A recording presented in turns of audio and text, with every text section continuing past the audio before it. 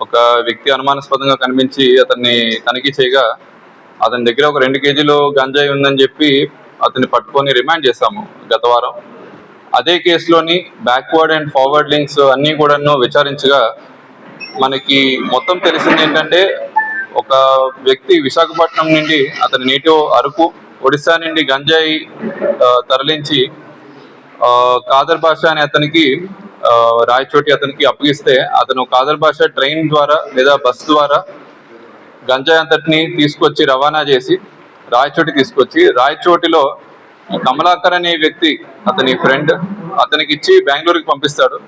బెంగళూరులో అతను పీజీలో చదువుతూ అక్కడ ఉన్న చిన్న చిన్న కన్స్యూమర్స్ కి అతను ఇవ్వడం మొదలు పెట్టాడు.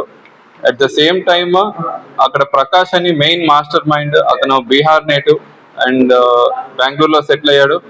అతను ఈ పోర్టర్ యాప్ అనే ఒక కొరియర్ సర్వీస్ యాప్ ద్వారా డెస్టినేషన్ అండ్ రిసీవింగ్ పాయింట్స్ పెట్టుకొని చాలా మంది అక్కడ కన్స్యూమర్స్ కి, పీజీ కాలేజ్ స్టూడెంట్స్ కి, జైన్ యూనివర్సిటీ స్టూడెంట్స్ కి మరియు చుట్టుపక్కల ఉండే యూత్, కాలేజ్ యూత్ కి మరియు అదర్స్ కి ఈ సరఫరా చేయడం అనేది మొత్తం నెట్వర్క్ క్రాక్ చేయడం జరిగింది. వీళ్ళు మదనపల్లి అండ్ రాయచోటి ఏరియాస్ లో కూడా ఇంకా ఏమైనా అదర్ కాంటాక్ట్స్ తో కానీ లేదంటే అదర్ కన్స్యూమర్స్ కి, పెడ్లర్స్ కి ఏమైనా సప్లై చేస్తారా లేదా అనేది అతని ఫోన్స్ అవి సీజ్ చేయడం జరిగింది. ఆ ఫోన్స్ లో ఇంకేదైనా అదర్ కాంటాక్ట్స్ దొరికితే విచారించి వాళ్ళందరినీ కూడా నెట్వర్క్ ని పట్టుకొని క్రాక్ చేయడం జరుగుతుంది. ఈకి సుమారు 6 కేజీలు గంజాయి మరియు 5 ఫోన్స్ టోటల్ గా సీజ్ చేయడం జరిగిందండి. అండ్ ఈ నెట్వర్క్ డీటెయిల్స్ అన్ని కూడాను బెంగళూరు పోలీస్ వాళ్ళకి కూడా మనం సమాచారం ఇవ్వడం జరుగుతుంది అఫీషియల్ గా.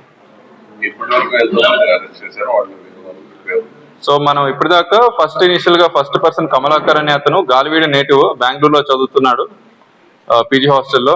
మెయిన్ అక్కడ చిన్న చిన్న ప్యాకెట్స్ కింద చుట్టడం, అవి వేరియస్ కన్స్యూమర్స్ కి డిస్ట్రిబ్యూట్ చేయడం, అది త్రూ పోర్టర్ యాప్ చేయడం అతను అరెస్ట్ చేయడండి లాస్ట్ వీక్.